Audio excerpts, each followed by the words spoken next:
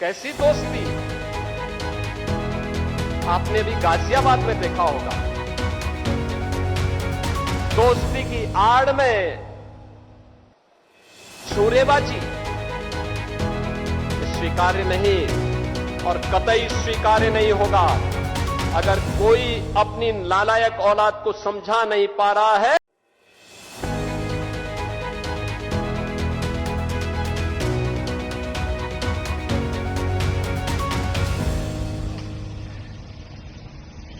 तूने बकरा हलाल होते हुए देखा है? तो उसने बोला नहीं। इतना कहते ही असद और उसके बाकी साथियों ने लगातार चाकू मारे सूर्य प्रताप चौहान में और उसके आंतड़ियां तक उसका पुलिस ने एनकाउंटर कर दिया। एक वो 50,000 का इनामी था और एक मुठभेड़ के दौरान उसने पुलिस पर फायरिंग करी। गाजियाबाद में हुए सूर्य प्रताप चौहान के मर्डर के ऊपर उत्तर प्रदेश के मुख्यमंत्री योगी आदित्यनाथ की प्रतिक्रिया सामने आई है। उन्होंने बिजनौर में कार्यक्रम के दौरान कहा कि दोस्ती की आड़ में छुरेबाजी किसी भी कीमत पर बर्दाश्त नहीं है और कानून दोषियों को सख्त सजा देगा, सख्त सबक सिखाएगा। कैसी दोस्ती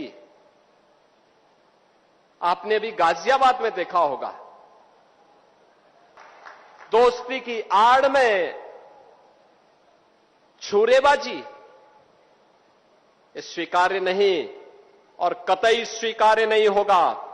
अगर कोई अपनी नालायक औलाद को समझा नहीं पा रहा है तो समझो कि गलती कर रहा है, गलती कर रहा है। याद रखना, हमारी संवेदना सामान्य नागरिकों के प्रति है। प्रधानमंत्री मोदी जी के नेतृत्व में पिछले 12 वर्ष में बिना भेदभाव के शासन की योजना का लाभ हर तबके को प्राप्त हुआ है। न जाति देखी गई, न क्षेत्र देखा गया, न भाषा देखी गई, न। आपको बता दें पूरा मसला क्या है। 28 मई को गाजियाबाद के रहने वाले सूर्य प्रताप चौहान का उसके मुस्लिम दोस्त असद ने मर्डर कर दिया था।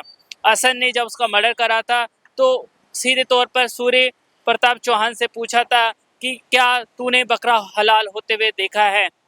तो उसने बोला नहीं। इतना कहते ही असद और उसके बाकी साथियों ने लगातार चाकू मारे सूर्य प्रताप चौहान में और उसके आंतड़ियां तक बाहर निकाल दी। जो परिवार के लोगों का बयान आया, ऐसा झकझोर देने वाली तस्वीरें सामने आई कि इतने चाकू उसमें मारे गए और ताकि उसकी जो पेट की आंतड़ियां वो तमाम चीज़ें बाहर आ गई थी।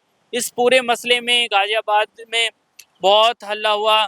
पुलिस से लोगों ने मांग करी कि इन तमाम जो आरोपी है जिन्होंने सूर्य प्रताप चौहान का निर्मम तरीके से ईद वाले दिन मर्डर करा है, इन लोगों का एनकाउंटर किया जाए। इसी कड़ी में जो मुख्य आरोपी है असद, उसका पुलिस ने एनकाउंटर कर दिया है। एक वो 50,000 का इनामी था और एक मुठभेड़ के दौरान उसने पुलिस पर फायरिंग करी और पुलिस ने उसको जवाबी कार्रवाई में मौत के घाट उतार दिया। अब सवाल ये खड़ा हो रहा है कि उसके पिता, असद के पिता नवाब, सवालों की घड़ी उन पे पहुंच रही है कि उनके पिता, असद के पिता नवाब ने असद को भड़काया था। वो नवाब जो है असद और सूर्य प्रताप की दोस्ती से नाखुश था और सीधे तौर पर ये देखा जा रहा है कि कहीं ना कहीं असद को भड़काने में उसके पिता की भूमिका सामने आ रही है। और इस मसले में कई सारे आरोपी अभी फरार चल रहे हैं। तमाम 7 आरोपियों के एनकाउंटर की लोग मांग कर रहे हैं और उनके घर पे बुलडोजर चलाने की मांग कर रहे हैं। जब तक एनकाउंटर नहीं किया गया था मुख्य आरोपी का, तब तक सूर्य प्रताप चौहान का अंतिम संस्कार नहीं किया गया था। ये पूरा मसला पूरे नेशनल मीडिया में छाया रहा और जिस तरीके से उत्तर प्रदेश के मुख्यमंत्री योगी आदित्यनाथ की प्रक्रिया और उनकी तीखी हम कह सकते हैं बातचीत में सामने आई कि उन्होंने कहा कि आरोपियों पर सख्त कार्रवाई की जाएगी और आने वाले दौर में ऐसा लग रहा है कि बाकी आरोपियों को गिरफ्तार किया जा सकता है या फिर उनका भी एनकाउंटर हो सकता है। लेकिन बहरहाल समाजवादी पार्टी के बहुत सारे नेताओं ने इसको फर्जी एनकाउंटर बताया है और कहा है कि उत्तर प्रदेश में कानून का राज नहीं है। ये आरोपियों को कानून के तहत सजा नहीं देना चाहते उत्तर प्रदेश की सरकार और फर्जी तरीके से मुठभेड़ करके आरोपियों को मार रही है। ऐसा समाजवादी पार्टी के लोगों का कहना है। लेकिन एक बात बिल्कुल सामने आ गई कि उत्तर प्रदेश का प्रशासन कहीं ना कहीं अपराधियों के खिलाफ एक जीरो टॉलरेंस की नीति अपनाता है। सर एनकाउंटर किया सबका, सर क्या है पूरा मामला? थाना खोड़ा क्षेत्र के अंतर्गत 28 तारीख को एक दुखद घटना हुई थी, जिसमें असद नामक युवक के द्वारा सूर्य चौहान को चाकू मार दिया गया था और जिसमें इलाज के दौरान सूर्य चौहान का देहांत हो गया था। उनके परिजनों के द्वारा दी गई तहरीर के आधार पर थाना खोड़ा में सुसंगत धाराओं में मुकदमा पंजीकृत किया गया था और 5 अभियुक्तों को आरोपी बनाया गया था। इसमें 3 अभियुक्तों की गिरफ्तारी तत्काल पुलिस के द्वारा कर ली गई थी और शेष अभियुक्त शेष थे, जिसमें से मुख्य आरोपी असद फरार था और उसके ऊपर पुलिस टीम के द्वारा 50,000 रुपये पुरस्कार की घोषणा भी की गई थी।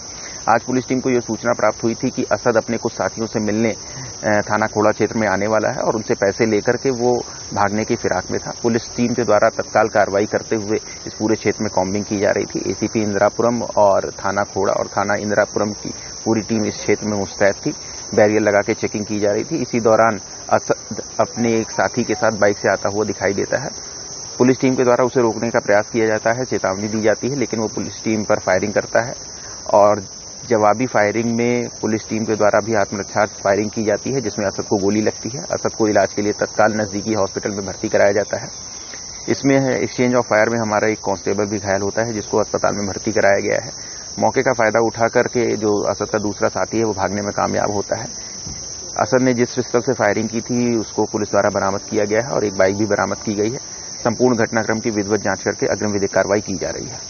लेकिन इस पूरे मसले ने पूरे देश भर में सबको झकझोर दिया था कि किस तरीके से मर्डर हुआ था और गाजियाबाद में को छावनी के तौर पर तब्दील कर दिया गया था। अभी भी बहुत सारे आरोपियों की गिरफ्तारी होना बाकी है और भी हम देखेंगे अपडेट्स में कि आने वाले समय में इस पूरे घटनाक्रम में क्या कार्रवाई होती है। लेकिन बिजनौर में जो उत्तर प्रदेश के मुख्यमंत्री ने कहा है कि दोस्ती की आड़ में छुरेबाजी नहीं चलेगी और हाल ही में उत्तर प्रदेश में नए फुल टाइम डीजीपी की भी नियुक्ति हुई है, तो ऐसे में माना जा रहा है कि वहाँ का प्रशासन और सख्ती से कदम उठाएगा। इनक्रेडिबल भारत न्यूज़ लाइव के लिए महेंद्र कुमार शर्मा।